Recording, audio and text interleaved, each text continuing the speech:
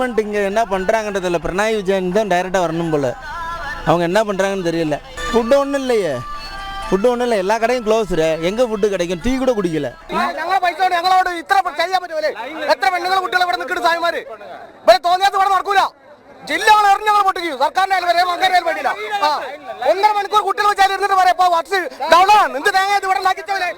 കൂടെയുള്ള ആൾക്കാർ ബസ്സിനകത്തായി പോയി, പകുതി ഒരു ഇവിടെ ആയിപ്പോയി, അങ്ങോട്ടും ഇങ്ങോട്ടും മാറി പോയി. 2:30 മണിക്ക് വന്നതാ. ഞങ്ങൾ ട്രാവലർ എടുത്തിട്ടാണ് വന്നത്, അതുവരെ പോകാമെന്ന് വെച്ചത്. അപ്പോൾ 16 പേര് കൊള്ളുന്ന ട്രാവലറായിരുന്നു. പക്ഷെ ഞങ്ങൾ 14 പേരേ ഉള്ളൂ. പക്ഷെ അവർ കടത്തി വിടൂല പറഞ്ഞു. ഞാൻ 5ാമത്തെ പ്രാവശ്യമായിരുന്നു. ഇതുവരെ ഇങ്ങനെ ഒരു അനുഭവം ഉണ്ടായിട്ടില്ല. ഇത് നിരന്തരമായി ഉണ്ടാകുന്ന പ്രശ്നമാണ്, എല്ലാ വർഷവും ഉണ്ടാകുന്ന പ്രശ്നം തന്നെയാണിത്.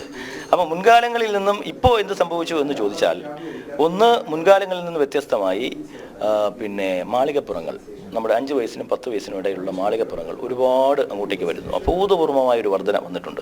വയസ്സായ അമ്മമാരുടെ അഭൂതപൂർവമായ ഒരു വർധന വന്നിട്ടുണ്ട്. അത് ചില സിനിമകൾ നമുക്കറിയാലോ, ചില സിനിമകളും സീരിയലും ഒക്കെ ഉണ്ടാക്കിയ ഒരു പ്രചോദനമാണ്. പിന്നെ അവർ വലിയ ആത്മാർത്ഥമായ അയ്യപ്പനോടുള്ള വിശ്വാസത്തിന്റെ ഭാഗമായിട്ടാണ് അങ്ങോട്ട് വരുന്നത്. അപ്പോൾ അങ്ങനെ വരുമ്പോൾ ഉണ്ടായ ഒരു പ്രതിസന്ധി ഉണ്ട്. അനാവശ്യമായിട്ട് ശബരിമലയെ രാഷ്ട്രീയ പ്രേരിതമാക്കാൻ വേണ്ടിയുള്ള വലിയ ശ്രമമാണ്. അത് ഉപയോഗപ്പെടുത്താൻ കഴിയുമെന്നുള്ളതാണ് മാറി പരിശോധിച്ചുകൊണ്ടിരിക്കുന്നത്. അത് നല്ല ഭക്തരായിട്ടുള്ള ആളുകൾ നല്ല ഭക്തർ അവിടെ ചെല്ലുമ്പോൾ ഇങ്ങനെ രാഷ്ട്രീയം പറയില്ല. അവിടെ റിവ്യൂ നടത്താത്തതിൻ്റെ, ഭൗതിക സാഹചര്യം ഒരുക്കാത്തതിൻ്റെ കുഴപ്പമില്ല. ഈ തീർത്ഥാടകരുടെ എണ്ണം കൂടുന്നതിൻ്റെ ഒരു ചെറിയ പ്രശ്നമുണ്ട്. അതും പരിഹരിക്കാൻ വേണ്ടിയുള്ള ഇടപെടലാണ്. സ്വയം ഒന്ന് നിയന്ത്രിക്കാൻ ഭക്തർ തയ്യാറാകുകയാണെങ്കിൽ മറ്റ് ഭക്തർക്ക് ഏറ്റവും കൂടുതൽ സൗകര്യമായിരിക്കും. നമസ്തേ, ജനം ഡിബേറ്റിലേക്ക് ഏവർക്കും സ്വാഗതം. ഇക്കൊല്ലത്തെ ശബരിമല തീർത്ഥാടനം അയ്യപ്പ ഭക്തർക്ക് അതികഠിനമായി തീർന്നിരിക്കുന്നു. വേണ്ടത്ര കൂടിയാലോചനാ യോഗങ്ങൾ നടന്നിട്ടുണ്ടെന്നും ഭക്തന്മാർ കൂടുതലായി എത്തുന്നത് കൊണ്ടാണ് തിരക്ക് വർദ്ധിച്ചതെന്നുമാണ് ദേവസ്വം മന്ത്രിയുടെ ന്യായീകരണം. ശബരിമലയിലെ ഒറ്റപ്പെട്ട സംഭവങ്ങളെ പെരുപ്പിച്ച് കാട്ടിയത്രേ. വിവിധ വകുപ്പുകളുടെ ഏകോപനമില്ലായ്മ മൂലം വീഴ്ച സംഭവിച്ചതായി തിരുവിതാംകൂർ ദേവസ്വം ബോർഡ് പ്രസിഡന്റ് തന്നെ സമ്മതിച്ചിട്ടുണ്ട്. മണിക്കൂറുകളോളം നിന്നുമെടുത്ത അയ്യപ്പ ഭക്തർക്ക് ദർശനം സാധ്യമാകാതെ പന്തളത്ത് നെയ്യഭിഷേകം നടത്തി മാലയൂരി മടങ്ങേണ്ടി വന്നു. തിക്കിലും തിരക്കിലും പെട്ട് ഇരുമുടിക്കെട്ട് നഷ്ടപ്പെട്ടതിലുള്ള വിഷമം പറയാൻ പോയ ഒരു ഭക്തനെ പോലീസ് തല്ലിച്ചതച്ചു. കഴിഞ്ഞ 96 മണിക്കൂറുകളിൽ തീർത്ഥാടകർ അക്ഷരാർത്ഥത്തിൽ മുൾമുനയിലായിരുന്നു. എരുമേലിയിലും നിലയ്ക്കലിലും പമ്പയിലും സന്നിധാനത്തും അശാന്തരായി അവർ നട്ടം തിരിഞ്ഞു. മുമ്പെങ്ങുമില്ലാത്ത വിധം ശബരിമലയെ നാഥനില്ലാ കളരിയാക്കിയതിൻ്റെ ഉത്തരവാദിത്തം ആർക്കാണ്? ജനം ഡിബേറ്റ് പരിശോധിക്കുന്നു. തിക്കും തിരക്കും ആകസ്മികമോ ആസൂത്രിതമോ? മുൻ സംസ്ഥാന പോലീസ് മേധാവി ഡോക്ടർ ടി.പി. സെൻകുമാർ, സാമൂഹ്യ നിരീക്ഷകൻ ശ്രീ വിദ്യാസാഗർ ഗുരുമൂർത്തി, ഇടത് മുന്നണിയുടെ പ്രതിനിധി അഡ്വക്കേറ്റ് ബലദേവ് സച്ചിദാനന്ദൻ, സംവാദകൻ ശ്രീജിത്ത് പണിക്കർ എന്നിവ അതിഥികളാവുന്നു. എല്ലാ അതിഥികളെയും ഈ സംവാദത്തിലേക്ക് സ്നേഹാദരങ്ങളോടെ സ്വാഗതം ചെയ്യുന്നു. ഒപ്പം പ്രേക്ഷകരെയും. ഡോക്ടർ സെൻകുമാർ, രാജ്യത്ത് ഏറ്റവും കൂടുതൽ തീർത്ഥാടകർ ഒഴുകിയെത്തുന്ന പുണ്യസ്ഥലങ്ങളിൽ പരമപ്രധാനമാണ് ശബരിമല. പക്ഷേ കഴിഞ്ഞ ദിവസങ്ങളിൽ വിവിധ വകുപ്പുകളുടെ ഏകോപനമില്ലായ്മ മൂലം ഇവർ തിക്തഫലങ്ങൾ അനുഭവിക്കേണ്ടി വന്നു. അത് നമ്മൾ കണ്ടതാണ്. ചില ചില ഭക്തരുടെ പ്രതികരണവും നാം ഇപ്പോൾ കണ്ടതാണ്. ഇവിടെ വകുപ്പുകളുടെ ഏകോപനമില്ലായ്മ അത് തുറന്ന് സമ്മതിച്ചിട്ടുണ്ട് ദേവസ്വം ബോർഡ് പ്രസിഡന്റ്. ഇതിൽ പോലീസിൻ്റെ പരാജയമല്ലേ ഏറെ പ്രകടമായത്? എന്താണ് താങ്കളുടെ നിരീക്ഷണം?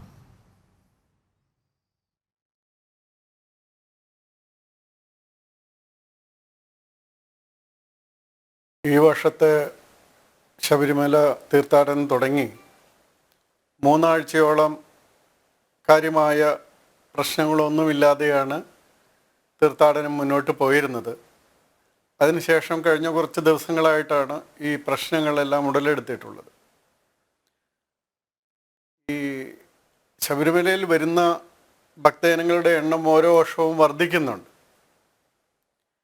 അത് ചില ദിവസങ്ങളിൽ, പ്രത്യേകിച്ച് വീക്കെൻഡ് ദിവസങ്ങളിലേക്ക്, വെള്ളി, ശനി, ഞായർ അതുപോലുള്ള ദിവസങ്ങളിലേക്ക് കുറേ കൂടി കൂടുതലുണ്ടാകുന്നു മറ്റ് ദിനങ്ങളെ അപേക്ഷിച്ച്. അപ്പോൾ തീർച്ചയായിട്ടും അപ്പോൾ ആ സമയത്ത് തിരക്ക് വർദ്ധിക്കും. എത്ര തിരക്ക് വർദ്ധിച്ചാലും എന്തായാലും ഇരുമുടിക്കെട്ട് കൊണ്ട് ശബരിമലയിൽ വരുന്നവർക്ക് അവരുടെ ഒരു ലിമിറ്റ് എന്ന് പറയുന്നത് 18-ാം പടിയാണ്. 18-ാം പടിയിൽ നമ്മളൊക്കെ പല പ്രാവശ്യം നോക്കിയിട്ടുള്ളതാണ്. അതിൽ അവിടെ നിൽക്കുന്ന പോലീസ് ഏറ്റവും നന്നായിട്ട് പ്രവർത്തിക്കുകയാണെങ്കിൽ ഏകദേശം 75-80 പേര്, ഒരു തവണ 84 പേരെ ഒറ്റ വിട്ടിട്ടുണ്ട്. അത് കുറച്ച് നേരത്തേക്ക് സാധിച്ചിട്ടുണ്ട്. 1 മിനിറ്റിൽ കയറ്റിവിടാൻ സാധിക്കും. അതാണ് ഒന്നാമത്തതും ഏറ്റവും പ്രധാനപ്പെട്ടതുമായിട്ടുള്ള ആ ഒരു ബോട്ടിൽ നെക്ക് എന്ന് പറയുന്നത് 18-ാം പടിയാണ്. അപ്പോൾ 18-ാം പടിയിൽ എത്ര ഫാസ്റ്റായിട്ട് അവിടെ വരുന്ന ഭക്തരെ മുകളിലേക്ക് പടി കയറ്റി വിടാൻ പറ്റുമോ, അതിലാണ് ഏറ്റവും കൂടുതൽ ക്രൗഡ് കൺട്രോളിൻ്റെ ഒരു പ്രധാന ഭാഗം ഇരിക്കുന്നത്. പോലീസിനെ ഇപ്പോൾ ശബരിമലയെ സംബന്ധിച്ചിടത്തോളം ഒരു സ്റ്റാമ്പീഡ് ഒഴിവാക്കുക, അതുപോലെ ഒരു ടെറർ ആക്ട് അല്ലെങ്കിൽ ഒരു സെക്യൂരിറ്റി ആസ്പെക്റ്റ് ആയിട്ടുള്ള കാര്യങ്ങൾ കൃത്യമായിട്ട് നോക്കുക, അതുപോലുള്ള കാര്യങ്ങൾ പലതും നോക്കാനുണ്ട്.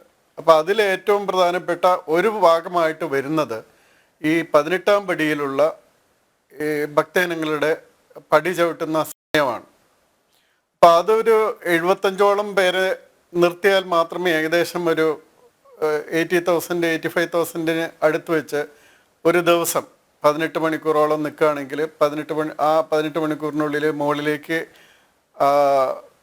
ഇരുമുടിക്കെട്ടി ഉള്ളവർക്ക് മുകളിൽ പോകാൻ പറ്റുള്ളൂ.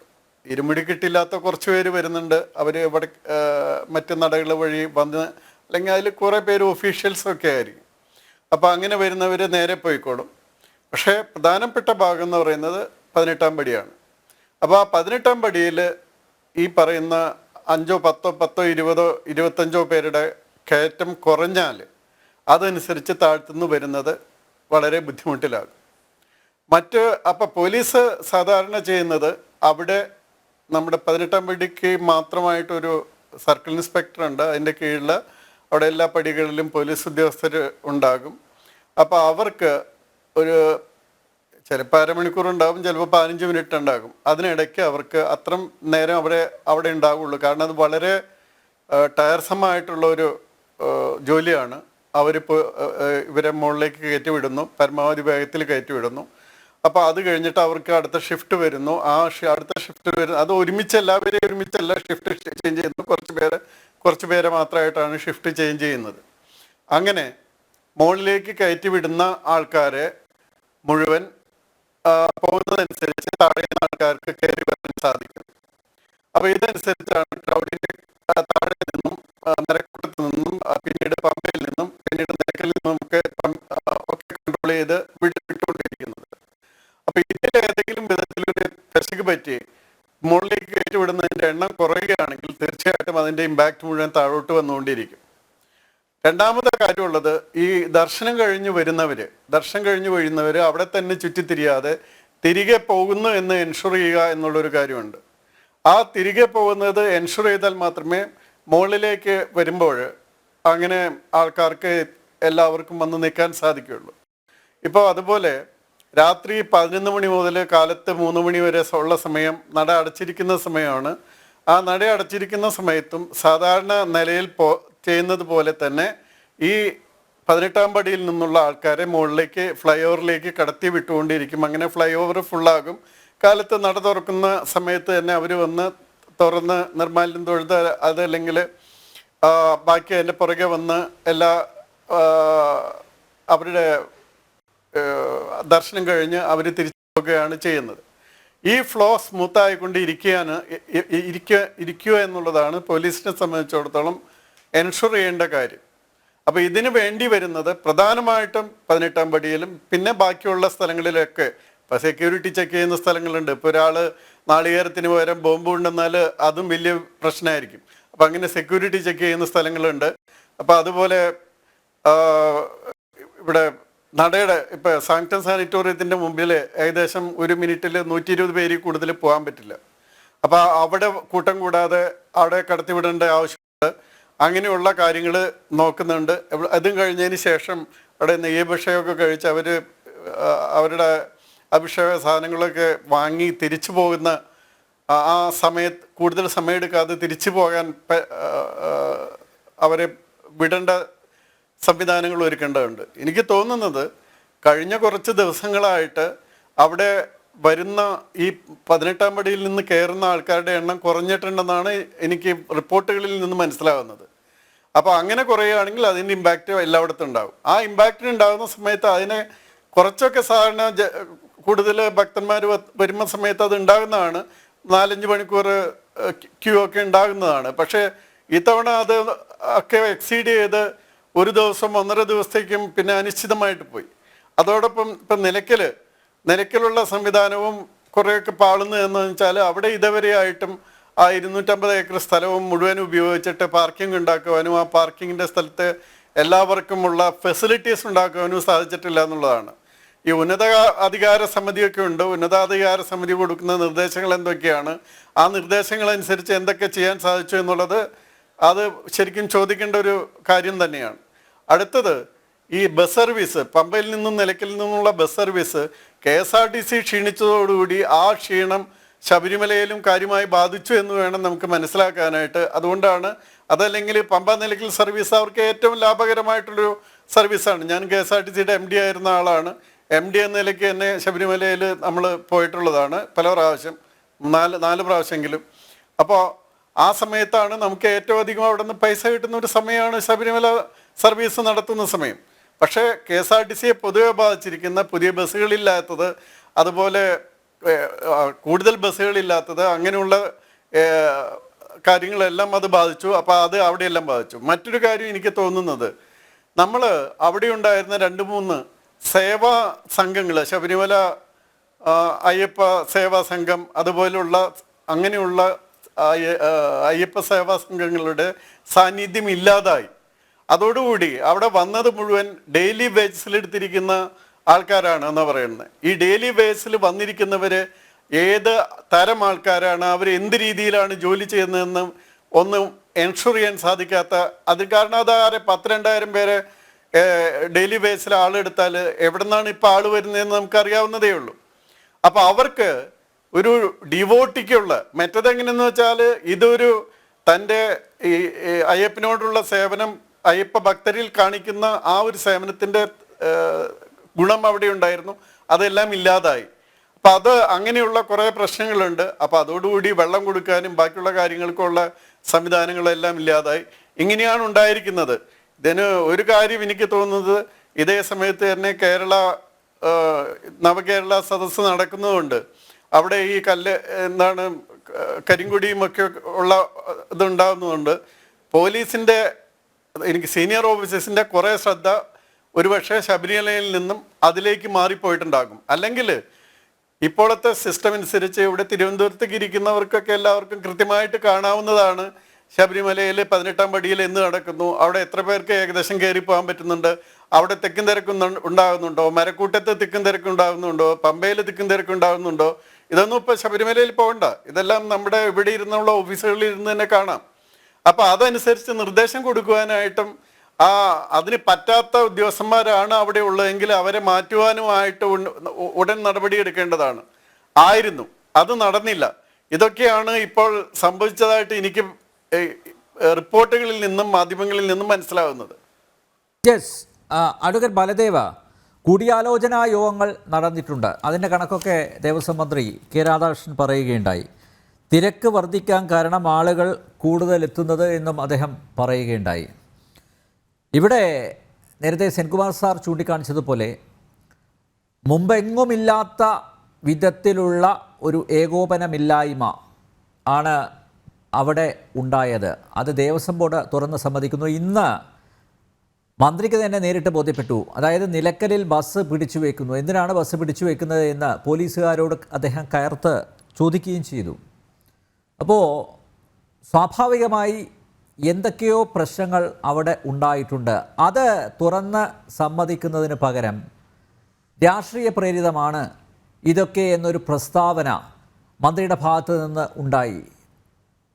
അങ്ങനെ ഒരു പ്രസ്താവന നടത്തേണ്ട വ്യക്തിയാണോ അദ്ദേഹം? അദ്ദേഹം ഇന്നാണ് ഇവിടെ നിലയ്ക്കലിലും അതുപോലെ പമ്പയിലും സന്നിധാനത്തും ഒക്കെ എത്തുന്നത്. ഈ ഞാൻ നേരത്തെ ചൂണ്ടിക്കാണിച്ചതുപോലെ 96 മണിക്കൂറുകളായിട്ട് അയ്യപ്പ ഭക്ത ദുരിതം അനുഭവിച്ചുകൊണ്ടിരിക്കുകയാണ്. നവകേരള സദസ്സാണോ മുഖ്യം, അതോ സുഗമമായി തീർത്ഥാടനം മുന്നോട്ട് കൊണ്ടുപോവുക, അതിലാണോ പ്രാധാന്യം കൊടുക്കേണ്ടത്? മന്ത്രി കുറേ കൂടി ഉത്തരവാദിത്ത ബോധത്തോടുകൂടി പ്രവർത്തിച്ചിരുന്നെങ്കിൽ ഇത് ഒഴിവാക്കാമായിരുന്നില്ലേ? അദ്ദേഹം ആ സ്ഥലത്തെത്തി ഇപ്പോൾ പോലീസിനെയൊക്കെ ശാസിച്ചതുപോലെ അദ്ദേഹം ഇടപെട്ട് സംസാരിച്ചിരുന്നെങ്കിൽ ഇതിനൊക്കെ നേരത്തെ തന്നെ തീർപ്പ് കൽപ്പിക്കാമായിരുന്നില്ലേ? അതൊരു വലിയ വീഴ്ചയല്ലേ? എനിക്ക് മുമ്പ് സംസാരിച്ച സെൻകുമാർ സാർ തന്നെ പറഞ്ഞൊരു കാര്യം എനിക്കും അതിൽ പറയാനുള്ളത്. അദ്ദേഹം പറഞ്ഞു ശരിയാണ്, ഇത് നവംബർ 17 ഈ മണ്ഡലകാല പൂജ തുടങ്ങിയെന്നാണ് തോന്നുന്നത്. ആദ്യമായിട്ട് ഡിസംബർ മാസം 7 വരെ ഒരു ദിവസം അവിടെ വന്നുകൊണ്ടിരുന്നത് ഒരു 60,000-70,000 പേരായിരുന്നു. ഡിസംബർ വരെ 7-ാം തീയതി വന്നുകൊണ്ടിരുന്നത്. പക്ഷെ 7-ാം തീയതി കഴിഞ്ഞ് 9-ാം തീയതി അവിടെ പങ്കെടുത്ത ജനങ്ങളെന്ന് പറഞ്ഞാൽ 1.02 ലക്ഷമാണ്. ഇത് ഒരു സർവകാല റെക്കോർഡാണ്. ഇവിടെ സെൻകുമാർ സാർ പറഞ്ഞ കറക്റ്റ് കണക്കാണ്. അദ്ദേഹം പറഞ്ഞ അവിടെ ഒരു മിനിറ്റിൽ ഏകദേശം 65, 70, 75 വരെയൊക്കെ കടത്തി വയ്ക്കും. അവിടുത്തെ ഇപ്പോഴത്തെ ആരാധനാ സമയത്തിന് ഒത്തിരി വ്യത്യാസമുണ്ട്. സാധാരണഗതിയിൽ 5 മണിക്കാണ് നട തുറക്കുന്നത്. ഇപ്പോൾ 3 മണിക്ക് നട തുറക്കുന്നു, 1 മണിക്ക് അടയ്ക്കും. വൈകിട്ട് 3 മണിക്ക് തുറക്കും, 11:45 18.25 മണിക്കൂറോളം ഏകദേശം ദർശനമുണ്ട്. ഈ 18.25 മണിക്കൂർ ഈ 1 മിനിറ്റിന് ഇങ്ങനെ കടത്തി വിടുമ്പോൾ ഏതാണ്ട് 70,000, 75,000 ആളിന് പരമാവധിയാണ് 75,000 ആൾ പങ്കെടുക്കും. അപ്പോൾ 1 ലക്ഷത്തിൽ പരം ആൾ വരുമ്പോൾ തീർച്ചയായിട്ടും ഈ ഒരു ദിവസം കൊണ്ടോ 1.5 ദിവസം കൊണ്ടോ ഇവർക്ക് ദർശനം കഴിയാൻ പറ്റാതെ വരും. അപ്പൊ അത്ഭുതപൂർവമായ ജനത്തിനെ കാണും. പണ്ട് ഒരിക്കലും ഒരു 80,000, 90,000 ആൾ കൂടുതൽ ഒരിക്കലും കഴിഞ്ഞ വർഷത്തിൽ ഒന്നും റിപ്പോർട്ട് ചെയ്തിട്ടില്ല. 90,000 മുകളിലോട്ട് പോയിട്ടില്ല. 1,05,000 ഒരു ദിവസം 9-ാം തീയതി 10-ാം തീയതി അങ്ങനെ തിരക്ക് വന്നു. ആ തിരക്കുകളാണ് തുടർന്ന് 2 ദിവസമായിട്ട് ഇങ്ങനെ സംഭവിച്ചത്. പിന്നെ ഞാൻ അമ്പളിത് എല്ലാ വർഷവും കാണുന്നതാണ്. ശബരിമലയിൽ വൻ തിരക്ക്, ഭക്തര്. ഈ വർഷം മാത്രമല്ല നമ്പ്യാര്, 12 മണിക്കൂർ 18 മണിക്കൂറൊക്കെ കഴിഞ്ഞ വർഷം, അതിന്റെ അങ്ങേ വർഷം, എല്ലാ വർഷങ്ങളും ഒത്തിരി എനിക്ക് ഓർമ്മയ കാലം മുതൽ കാണുന്നതാണ്. അതുപോലെ വിവിധ ഭാഷകളിൽ ഭക്തർ മുഖ്യമന്ത്രി തെറി വിളിച്ചത് താങ്കൾ നേരത്തെ എപ്പോഴെങ്കിലും കേട്ടിട്ടുണ്ടോ? അവിടെ എല്ലാം വഴക്കും എല്ലാ പ്രാവശ്യവും ഉണ്ടാകാറുണ്ട്. ഇത് പിന്നെ നിങ്ങൾ അതെടുത്ത് ഹൈലൈറ്റ് ചെയ്ത് കാണിക്കുന്നത് അതിനകത്ത് കുറെ പേര് പറയുന്നുണ്ടല്ലോ. അപ്പൊ ഇതിനകത്ത് അതുകൊണ്ട് നമ്മൾ അങ്ങനെ പ്രൊജക്ട് ചെയ്ത് കാണിക്കേണ്ട കാര്യമൊന്നുമില്ല. അവിടെ പരമാവധി കാര്യങ്ങൾ ചെയ്തിട്ടുണ്ട്. ചെറിയ വീഴ്ചകൾ വന്നിട്ടുണ്ട്, നടന്നതല്ല. ചെറിയ വീഴ്ചകളൊക്കെ ചിലയിടത്തൊക്കെ പറ്റിയിട്ടുണ്ടാകാം. അപ്പൊ അത് അമിതമായ ജനത്തിലേക്ക് അവിടെ ഞാൻ പറഞ്ഞ ഒരു നാഴിക്കകത്തൊരിക്കലും നമുക്കൊരു ചങ്ങഴി കയറ്റാൻ പറ്റില്ല. ഒരു സ്ഥലത്ത് സന്ദർശിക്കാവുന്ന ജനങ്ങൾക്ക് ഒരു സ്ഥലത്ത് ഉൾക്കൊള്ളാവുന്ന ജനങ്ങളുണ്ട്. അമിതമായിട്ട് പല കാരണങ്ങൾ കൊണ്ട് ശബരിമലയിൽ പണ്ടൊന്നും എത്താത്തതിനേക്കാൾ കൂടുതലായിട്ട് ജനങ്ങൾ ഈ വർഷം എത്തി. അത്രയും കൂടുതൽ ജനങ്ങൾ ഒരു ദിവസം 10, 25,000, 30,000 പേരാണ് ഒരു ദിവസം അധികം വരുന്നത്. അപ്പോൾ ഒരു 3-4 ദിവസം തുടർച്ചയായിട്ട് വരുമ്പോൾ 1 ലക്ഷത്തിലധികം കാണാനുള്ള ദീർഘവീക്ഷണം ഉണ്ടാവണം സാർ. അല്ല, ഇത് എല്ലാ വർഷവും ഇത് ഇപ്പോഴല്ലല്ലോ സാറേ, ഇത് എല്ലാ വർഷവും ഇത് 12 ഞാനും അവിടെ ക്യൂ നിന്നിട്ടുള്ളതാണ്. ഞാനും പണ്ട് ശബരിമല പോയിട്ടുണ്ട് വർഷങ്ങൾക്ക് മുമ്പ്. മണിക്കൂറുകളോളം അന്ന് അവിടെ ക്യൂ നിന്നിട്ടുണ്ട്. അന്നൊന്നും ആരും ഇത്ര ഇഷ്യൂ, അന്ന് ഇതുപോലെ മാധ്യമങ്ങളുടെ പ്രസരണമില്ല. ഇപ്പോൾ ഇതെല്ലാം ഒപ്പിയെടുത്ത് കൊണ്ടുവന്നിട്ട് അന്നത്തെ നിങ്ങള് ഇപ്പൊ ഈ ചാനലുകൾ വരുന്നതിന് മുമ്പ് പത്രങ്ങൾ പരിശോധിക്കുക. ഒരു 15 വർഷത്തിന് മുമ്പോട്ടുള്ള പത്രം ഒന്ന് പരിശോധിച്ച വൃശ്ചിക മാസത്തില് ശബരിമലയിൽ വൻ തിരക്ക്. ഞാൻ പല പത്രങ്ങളും ഞാൻ എടുത്തോട് വെച്ചിട്ടുണ്ട്. മണിക്കൂറുകളോളം ഭക്തർ ക്യൂ നിൽക്കുന്നു എന്ന് വർഷങ്ങൾക്ക് മുമ്പുള്ള പത്രങ്ങൾ പോലും വരുന്നു. ഞാൻ അതുകൊണ്ട് അതിനൊന്നും ഞാൻ ശരിയാണെന്ന് പറയുകയല്ല. നമുക്കറിയാം ഗുരുവായൂർ ഒരു ദിവസമൊക്കെയാണ് ചില വിശേഷ ദിവസങ്ങളിൽ ക്യൂ നിൽക്കുന്നത്.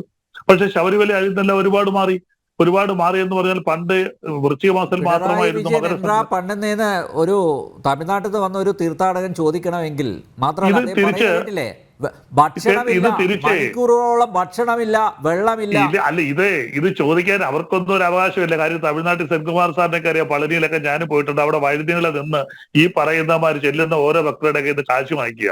കൂടുതൽ ഇട്ടോണ്ട് ഇതിലേ കൂടെ കയറിപ്പോയ 10 രൂപ, അതിലേ കൂടെ കയറിപ്പോയ 25 രൂപ, മറ്റേടത്തൂടെ അതൊന്നും ശബരിമലയിലില്ല. മുമ്പ് ചെയ്യുന്ന തൊഴുതാൻ 50 രൂപ ഇങ്ങനെ വാങ്ങിക്കുന്ന പളനി പോലുള്ള ക്ഷേത്രങ്ങളില്ല. അതുകൊണ്ട് അവരതിനെ കുറിച്ചൊന്നും പറയണ്ട. നമ്പ്യാര് പോയിട്ടുണ്ടേ അറിയാം. നമ്മളെ ഇടയ്ക്കൂടെ വിളിച്ചുകൊണ്ട് 50 രൂപ, അവിടെ ചെന്ന് 100 രൂപ, അതൊന്നും ശബരിമലയിലില്ല. ഈ അടുത്താണ് ഞാൻ പഴനി പോയത്. എന്റെ അടുത്ത് ആരും പൈസ ചോദിച്ചില്ല, ഞാൻ ആർക്കും കൊടുത്തിട്ടില്ല.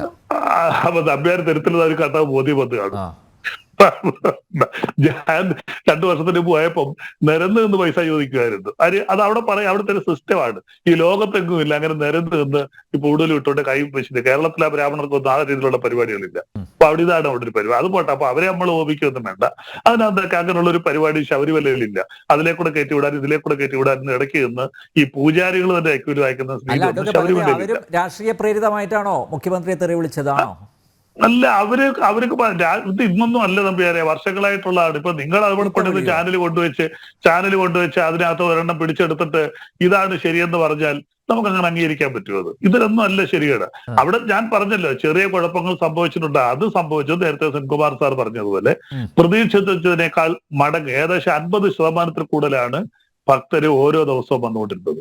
അപ്പൊ തീർച്ചയായിട്ടും നമ്മൾ പ്രതീക്ഷിക്കുന്നതിനേക്കാൾ കൂടുതൽ സന്നിധാനത്തെത്തി സ്വാമി അയ്യപ്പനെ കാണാതെ ആ നിരാശയിൽ പന്തളത്ത് അവിടെ അയ്യപ്പ ക്ഷേത്രത്തിൽ പിന്നെ നെയ്യഭിഷേകം നടത്തി മാല ഊരി വെച്ച് മടങ്ങേണ്ടി വന്നിട്ടുണ്ടോ സാർ?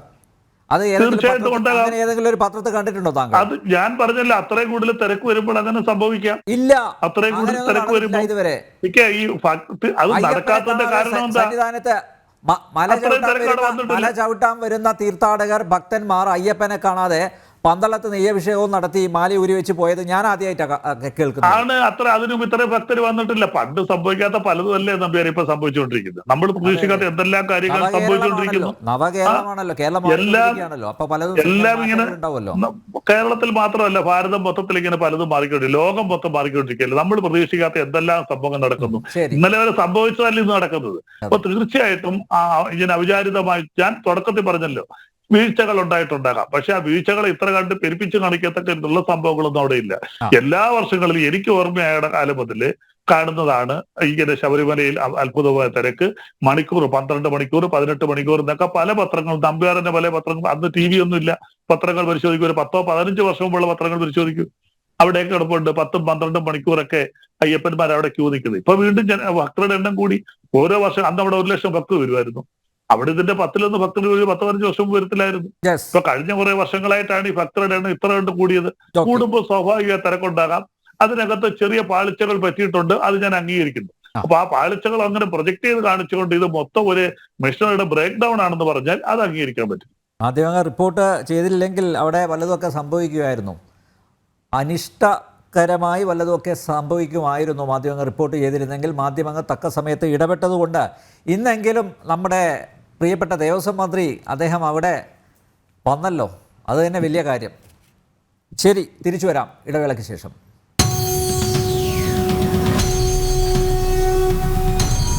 ശ്രീജിത്ത് പണിക, ശബരിമലയിൽ മുമ്പും തിരക്കുണ്ടായിട്ടുണ്ട്, മുമ്പും ഭക്തന്മാർ ക്യൂ നിന്നിട്ടുണ്ട്, മുമ്പും പ്രശ്നങ്ങൾ ഉണ്ടായിട്ടുണ്ട്. പിണറായി വിജയൻ്റെ കാലത്ത് സംഭവിച്ച ഒരു അത്ഭുതം ഒന്നുമല്ല ഇത് എന്നാണ് ഇടതുപക്ഷത്തിൻ്റെ പ്രതിനിധി അഡ്വക്കേറ്റ് ബലദേവിയുടെ പറഞ്ഞു വെച്ചത്. എന്തായാലും ഇനി 18ാം പടിയുടെ വീതി കൂട്ടും, അതിനുള്ള കൂടിയാലോചനയായിരിക്കും അടുത്ത് നടക്കാൻ പോകുന്നത്. ഇനി അയ്യപ്പനെ ഈ 18ാം പടിയുടെ താഴെ പ്രതിഷ്ഠിക്കുമോ എന്നുകൂടി സംശയിക്കേണ്ടിയിരിക്കുന്നു. അതിനുള്ള കൂടിയാലോചനയും ഒരുപക്ഷെ നടന്നേക്കാം.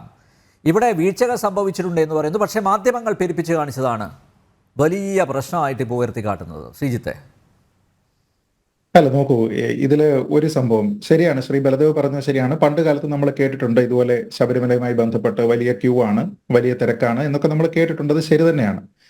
പക്ഷെ ഒരു കാര്യമുണ്ട്, നമ്മളൊരു സർക്കാർ എന്ന രീതിയിൽ അല്ലെങ്കിൽ അവിടുത്തെ ഒരു അഡ്മിനിസ്ട്രേഷൻ എന്ന രീതിയിൽ നമ്മൾ ഇതിൽ നിന്നൊക്കെ തന്നെ കുറെ കാര്യങ്ങൾ പഠിക്കുന്നുണ്ട്. അതിന്റെ ഭാഗമായിട്ട് നമ്മൾ പലപ്പോഴും കേൾക്കുന്ന ചില വാക്കുകളുണ്ട്. ശബരിമലയിലെ കാര്യങ്ങളെല്ലാം വിലയിരുത്താനായിട്ടുള്ള ഒരു ഉന്നതാധികാര അവലോകന യോഗം, അതെല്ലാ തവണയും ഈ സീസൺ നടക്കുന്നതിന് മുമ്പ് നടക്കുന്നതാണ്. 2 ശബരിമല മാസ്റ്റർ പ്ലാൻ തുടങ്ങിയ പല കാര്യങ്ങളുണ്ട്. അവിടേക്ക് വരുന്ന ആൾക്കാർക്ക് കൂടുതൽ ഭൗതിക സാഹചര്യങ്ങൾ ഉണ്ടാക്കുന്നതിന് വേണ്ടിയിട്ടുള്ള കുറേയധികം ഫെസിലിറ്റീസ് അവിടെ ചെയ്യാറുണ്ട്. ഇങ്ങനെ കുറേയധികം കാര്യങ്ങൾ എല്ലാ വർഷവും ഈ തീർത്ഥാടന കാലത്തിന് പ്രധാന സീസൺ സമയത്തിന് തൊട്ട് മുന്നോടിയായിട്ട് ഇങ്ങനെ നടക്കാറുള്ളതാണ്. അപ്പൊ അതിന്റെ ഭാഗമായിട്ട് കുറേയധികം സൗകര്യങ്ങൾ അവിടെ കൊണ്ടുവന്നത് കൊണ്ടാണ് ഒരുപക്ഷെ പണ്ട് ശബരിമലയിൽ വരുന്നതിനേക്കാൾ കൂടുതലായിട്ടുള്ള ആൾക്കാർ ഇപ്പോൾ വരുന്നത്. അതിൽ ഗതാഗത സൗകര്യം ഉൾപ്പെടെയുള്ള ഒരുപാട് കാര്യങ്ങളുണ്ട്. അപ്പൊ അതെല്ലാം വന്നതുകൊണ്ട് പണ്ടത്തെ കാലത്ത് പത്രത്തിൽ വന്നിരിക്കുന്ന എണ്ണം ആളുകളല്ല ഇന്ന് വരുന്നത് എന്നുള്ളതാണ് ആദ്യത്തെ കാര്യം. പണ്ട് ഇപ്പം ഡെയിലി 1 ലക്ഷം പേര് എന്നൊക്കെ പറയുന്ന രീതിയിലൊന്നും ആയിരുന്നില്ല ഒരുപക്ഷെ പണ്ട് ആൾക്കാർ വന്നിരുന്നത്. അപ്പൊ ഇന്ന് അതിൽ നിന്ന് വ്യത്യാസമുണ്ടായിട്ടുണ്ട്. അതിന് ആനുപാതികമായിട്ടുള്ള സർവീസ് പ്രൊവൈഡ് ചെയ്യാനായിട്ട് നമുക്ക് സാധിക്കുന്നുണ്ടോ എന്നുള്ളത് ഒന്നാമത്തെ കാര്യം. രണ്ട്, ശബരിമല തീർത്ഥാടനം എന്ന് പറയുന്നത് ഈ പറഞ്ഞതുപോലെ തന്നെ നടാടെ ഈ വർഷം തുടങ്ങിയ ഒരു കാര്യമല്ല. അത് എല്ലാ വർഷവും ഉണ്ട്. അത് പ്രത്യേകിച്ച് ഈ നവംബർ മുതൽ ജനുവരി വരെ പീക്ക് സീസണുമുണ്ട്. അപ്പൊ ആ സീസണിൽ ഓരോ സമയത്തും വരുന്ന ആൾക്കാരുടെ ഏകദേശം എണ്ണം എത്രയാണ് എന്നുള്ളതിനെ പറ്റി നമുക്ക് ധാരണയുണ്ട്. മാസപൂജയ്ക്ക് വരുന്ന ആൾക്കാരുടെ എണ്ണം എത്രയാണ് എന്നതിനെ പറ്റി ധാരണയുണ്ട്. മാൻഡേറ്ററി ആയിട്ട് അവിടെ കൗണ്ട് എടുക്കുന്ന സംവിധാനങ്ങളുണ്ട്. അങ്ങനെ ഒരുപാട് കാര്യങ്ങളുണ്ട്. അപ്പൊ തീർച്ചയായിട്ടും നമ്മൾ ഒരു വലിയ സീസണിന് മുന്നോടിയായിട്ട് നമ്മൾ ചെയ്യേണ്ടുന്ന ഒരു കാര്യം കപ്പാസിറ്റി പ്ലാനിംഗ് എന്നുള്ളതാണ്. കപ്പാസിറ്റി പ്ലാനിങ്ങിന്റെ ഏറ്റവും പ്രധാനപ്പെട്ട കാര്യം അവിടെ നിലവിലുള്ള ഫെസിലിറ്റീസ് അനുസരിച്ച് എത്ര ആൾക്കാരെ നമുക്ക് സൗകര്യപൂർവ്വം അക്കോമഡേറ്റ് ചെയ്യാനുള്ള സാഹചര്യം അവിടെ ഉണ്ട്. ഇതാണ് മനസ്സിലാക്കേണ്ടത്. അതിനിപ്പോ നമുക്ക് ദേവസ്വത്തിന്റെ മന്ത്രിയുണ്ട്, അവിടെ ചുമതലയുള്ള ഉദ്യോഗസ്ഥരുണ്ട്, കളക്ടറുണ്ട്, അങ്ങനെ വലിയൊരു സംവിധാനം തന്നെ നമുക്കതിനുണ്ട്. അപ്പൊ അതിന്റെ ഭാഗമായിട്ട് ഇവിടെ ഇങ്ങനെ ക്യൂ മൂവ് ചെയ്ത് കഴിഞ്ഞാൽ, ഇവിടെ ഇത്ര വാഹനങ്ങൾ പാർക്ക് ചെയ്ത് കഴിഞ്ഞാൽ, വാഹനങ്ങൾ ഇത്ര ഇടവേളകളിൽ അവിടെ നിന്ന് പോയി കഴിഞ്ഞാൽ ആൾക്കാർക്ക് ദർശനത്തിന് ഈ പറയുന്നത് പോലെ ഇപ്പോ എല്ലാം മാത്തമാറ്റിക്കൽ ആയിട്ടുള്ള കാര്യങ്ങളാണ് നമ്മൾ പറയുന്നത്. അതായത് ഈ number of devotees per minute എന്ന രീതിയിലൊക്കെയാണ് ഈ 18ാം പടി കയറുന്ന കാര്യത്തിനെ പറ്റി പറയുന്നത്. അതിൽ തന്നെ ഓരോരുത്തർക്കും ഓരോ കണക്കാണ്. ഇപ്പൊ ദേവസ്വം ബോർഡ് പ്രസിഡന്റ് പറയുന്ന ഒരു കണക്കാവണമെന്നില്ല ദേവസ്വത്തിന്റെ മന്ത്രി പറയുന്നത്. അപ്പൊ അങ്ങനെയുള്ള പല കാര്യങ്ങളെല്ലാം വന്നതിന് ശേഷം നമുക്ക് നമ്മുടെ മുൻപുള്ള എക്സ്പീരിയൻസിൽ നിന്ന് നമുക്കറിയാം എത്ര ആൾക്കാരെ അവിടെ കൊണ്ടുപോകാൻ കഴിയും. അപ്പൊ അത് നിയന്ത്രിക്കുന്നതിന് ഒരു ക്രൗഡ് കൺട്രോളിന്റെ ഭാഗമായിട്ട് വന്നിരിക്കുന്ന സംവിധാനമാണ് വെർച്വൽ ക്യൂ. അപ്പൊ എന്താ ചെയ്യുക, വെർച്വൽ ക്യൂവിന്റെ ഭാഗമായിട്ട് എത്രയധികം ആൾക്കാരെയാണ് നമുക്ക് ഓരോ ദിവസവും അവിടെ കൊണ്ടുപോകാൻ കഴിയുന്നത് എന്ന് വെച്ചാൽ അതിനനുസരിച്ച് മാത്രം ഈ വെർച്വൽ ക്യൂ സംവിധാനം ആൾക്കാർക്ക് ഈ പറയുന്നത് പോലെ എൻട്രി അനുവദിക്കുക. അങ്ങനെ കൃത്യമായിട്ട് എൻട്രി അനുവദിക്കുകയും അതിന് ആനുപാതികമായിട്ടുള്ള ബാക്കി കാര്യങ്ങളെല്ലാം നടന്നു പോവുകയും ചെയ്തു കഴിഞ്ഞാൽ ഇതെല്ലാം തന്നെ സ്മൂത്ത് ആയിട്ട് നടക്കും.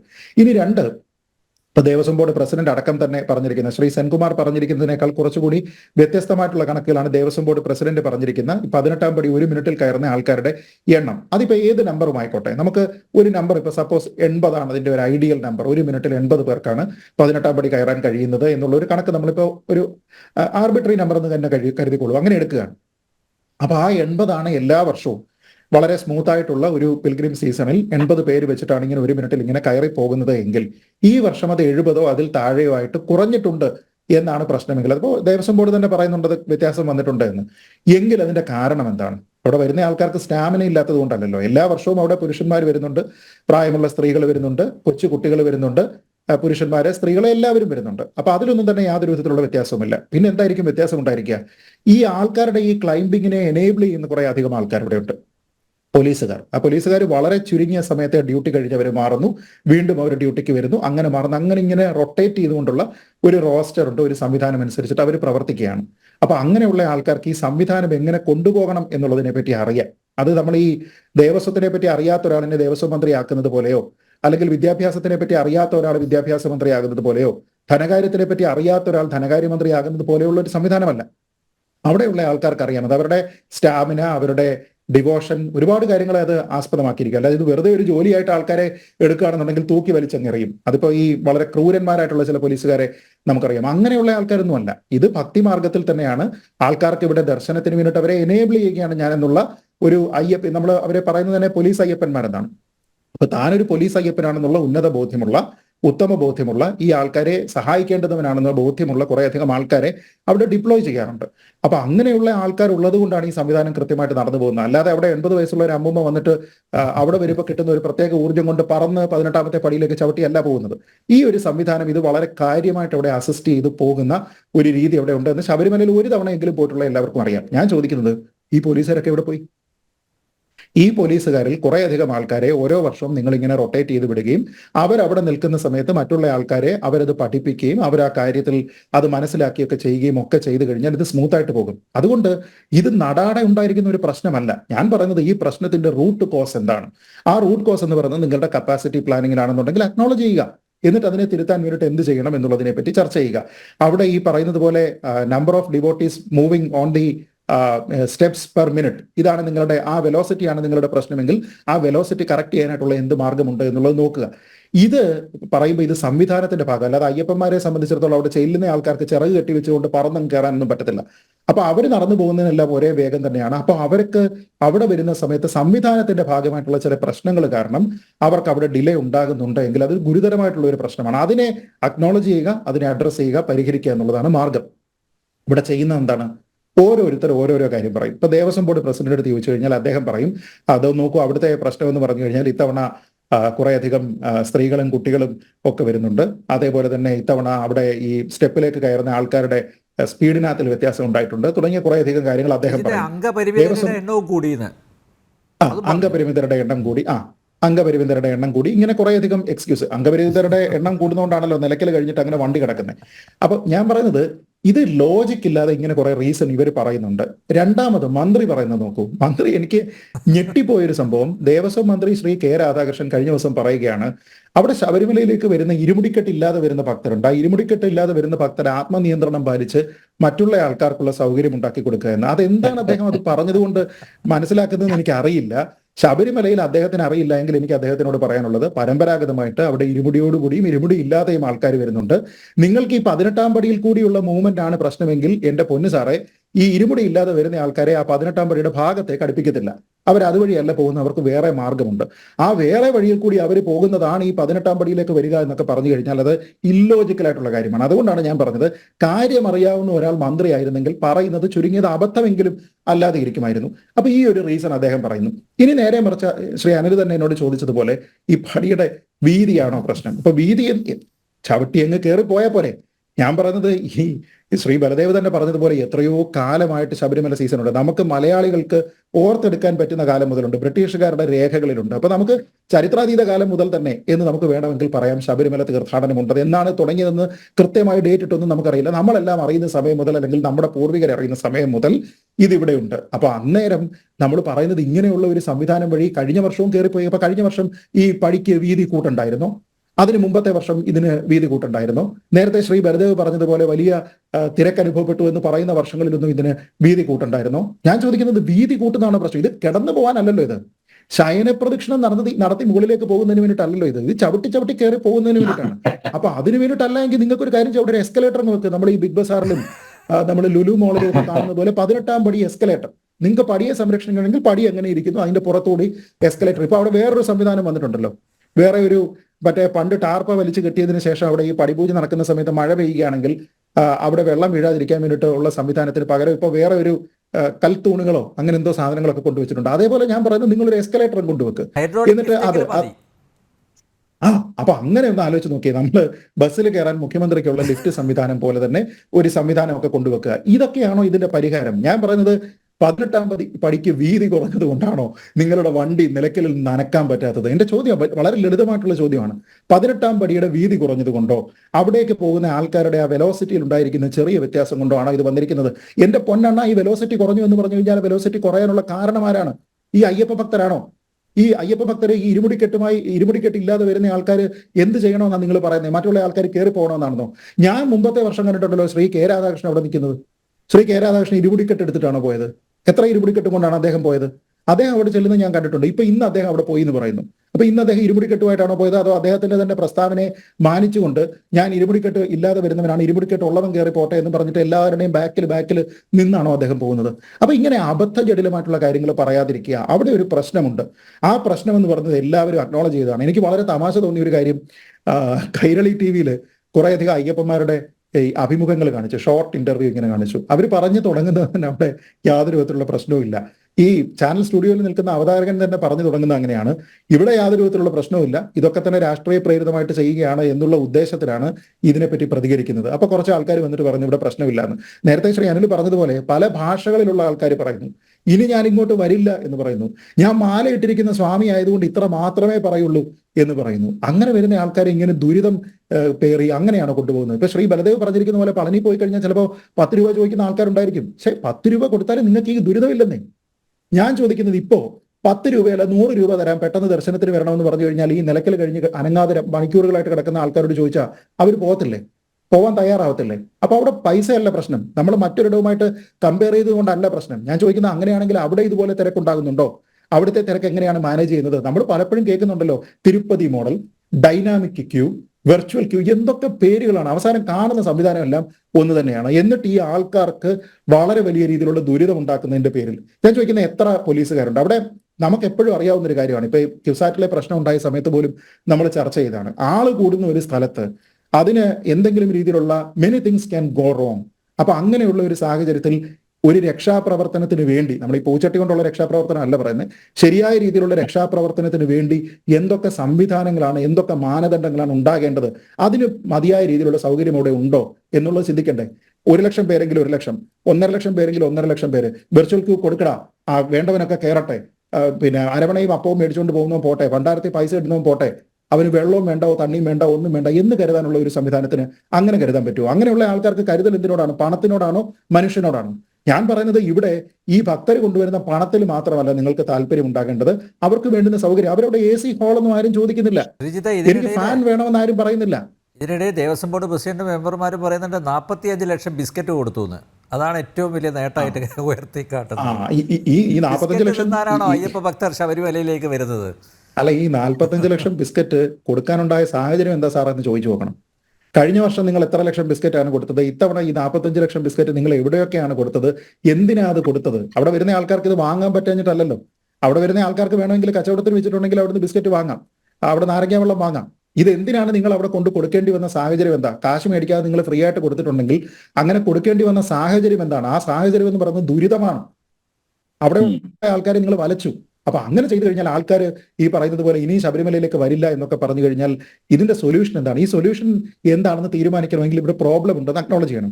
ആ പ്രോബ്ലം ഉണ്ടെന്ന് അക്നോളജ് ചെയ്താൽ ആ പ്രോബ്ലം പടിയുടെ പ്രോബ്ലം അല്ല, പടിയുടെ വീതി കുറഞ്ഞതിന്റെ പ്രോബ്ലം അല്ല, നേരെ മറിച്ച് അവിടെ ഞങ്ങളുടെ ഭാഗത്തുള്ള മാനേജ്മെന്റിന്റെ കുഴപ്പമാണ്, മിസ്മാനേജ്മെന്റ് ആണ് അവിടുത്തെ പ്രശ്നം എന്നുള്ളതിനെ പറ്റി അക്നോളജ് ചെയ്യാനായിട്ട് ആരും തയ്യാറാകുന്നില്ല. ദേവസ്വം ബോർഡ് പ്രസിഡന്റ് പത്രസമ്മേളനം കണ്ടു. അപ്പൊ അദ്ദേഹത്തിൽ പലപ്പോഴും സ്ട്രെസ് ചെയ്ത് പറയാനായിട്ട് ഉദ്ദേശിക്കുന്നത് ഞാൻ വന്നിട്ട് ഇത്ര ദിവസമേ ആയിട്ടുള്ളത്.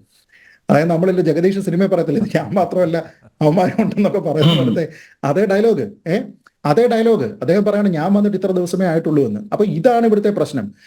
അനുഭവം ഉള്ള ശ്രീ സെൻകുമാർ ഇവിടെ പറയുന്നത് ഇതാണ് അവിടുത്തെ ഒരു വെലോസിറ്റി, ഇത്രയധികം പേരാണ് അവിടെ പോകുന്നത്. അപ്പൊ ഉടനെ ദേവസ്വം ബോർഡിന്റെ പഴയ പ്രസിഡന്റ് ശ്രീ അനന്തഗോപൻ അദ്ദേഹം പറഞ്ഞേ അങ്ങനെയൊന്നും അല്ല, ാണ് എന്നൊക്കെ പറഞ്ഞിട്ട്. അപ്പൊ ഇത് ഒരു റാൻഡം കണക്കെന്ന് പറഞ്ഞിട്ട് ഇങ്ങനെ ഒരു സൗകര്യം ഇവിടെ ഉണ്ട് എന്ന് ദേവസ്വത്തിന്റെ ഭാഗമായിട്ടുള്ള ആൾക്കാർ പറഞ്ഞ് സമർത്ഥിക്കാൻ ശ്രമിക്കുകയാണ്. ഞാൻ പറയുന്നത് നിങ്ങൾ എന്തൊക്കെ പറഞ്ഞാലും ഞാൻ ചോദിക്കുന്നു, നിങ്ങൾ ഈ പറയുന്നത് 80 പേരാണെങ്കിൽ ശരി, 80 പേര്, ആ 80 പേരെ കൊണ്ടുപോകാൻ നിങ്ങൾക്ക് ഇപ്പോൾ സാധിക്കാത്തത് എന്തുകൊണ്ടാണ്?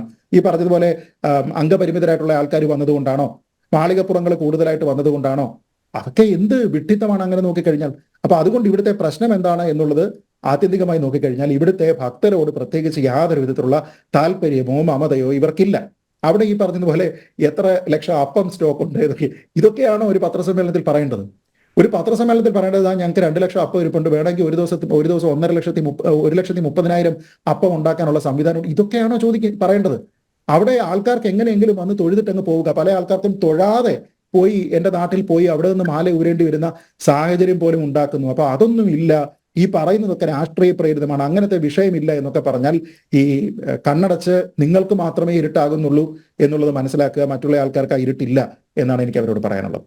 യെസ്, വിദ്യാസാഗർ ഗുരുമൂർത്തി, ഞാൻ വരാം ഇടവേളയ്ക്ക് ശേഷം.